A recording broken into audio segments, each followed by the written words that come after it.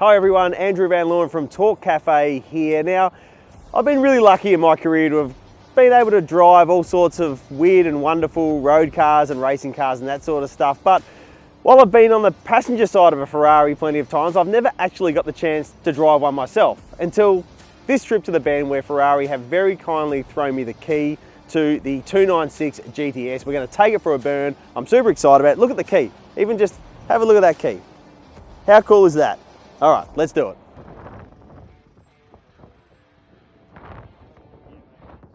So gone are the days of really aggressive, clunky transmissions and super aggressive engine modes that made supercars like this really difficult to drive at slow speed. Now you can actually take off on the hybrid drive, just on the electric motor. It's super smooth, it's super user-friendly for just driving around car parks or whatever you're doing.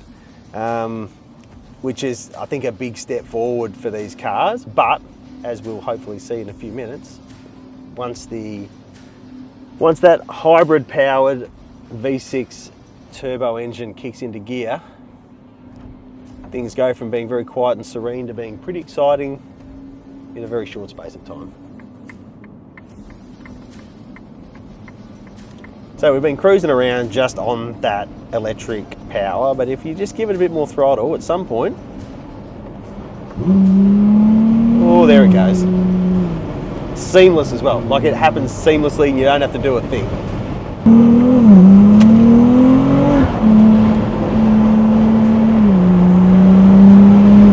All right, we're about to head out of Tail and Bend. I've decided that we've had enough of being gentle and quiet, so I've now put it into performance mode on the steering wheel here.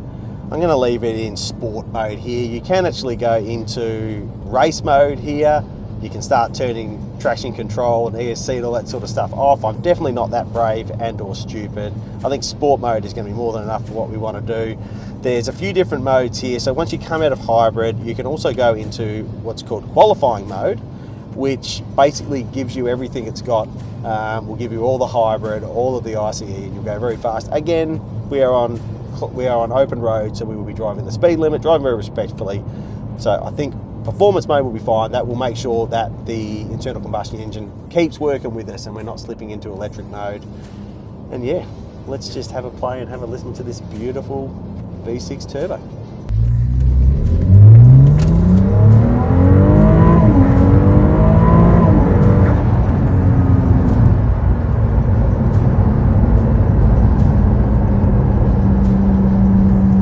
That's fun. That's really fun.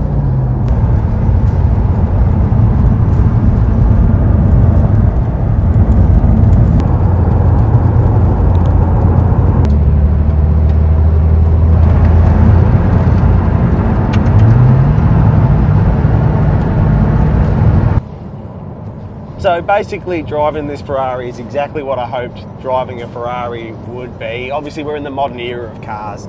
They're all pretty comfortable, but there's still, I don't know, there's something kind of primal about it. You're so low to the ground, it's so stiff in the suspension. I'd actually been warned a little bit about the steering rates and how you had to be sort of careful about inputs, and I found out pretty much as soon as we left the track, I went to dodge a pothole and almost ended up on the wrong side of the road by just putting way too much steering input on it. The car is so direct and reacts so quickly. It obviously goes incredibly fast. The horsepower figures you know, there's no secret about the fact you can boot it and it will light up in a fairly entertaining way, and it just sounds so good. Like they've lent in to the turbo experience. You know, you get so much of the noise that you want. As someone of my age really loves like a big bit of, you know, turbo blow off, and it just sounds so cool. Like there's just nothing not to enjoy about this experience. Well, I hope that wasn't a once-in-a-lifetime experience. I hope I get to do it again, but whatever happens, I have driven a Ferrari. It was a whole bunch of fun. We've actually had a great couple of days here in South Australia with Ferrari, not just with these gorgeous road cars, but they are launching the Ferrari Challenge Australasia in 2025, a new one-make racing series, which is hugely exciting. You can find out plenty about that and their calendar and what they're sort of trying to achieve here in the Australian market in the content we'll be publishing on Speed Cafe, so keep an eye out for that. And thank you very much, Ferrari, for having us along. It's been fantastic.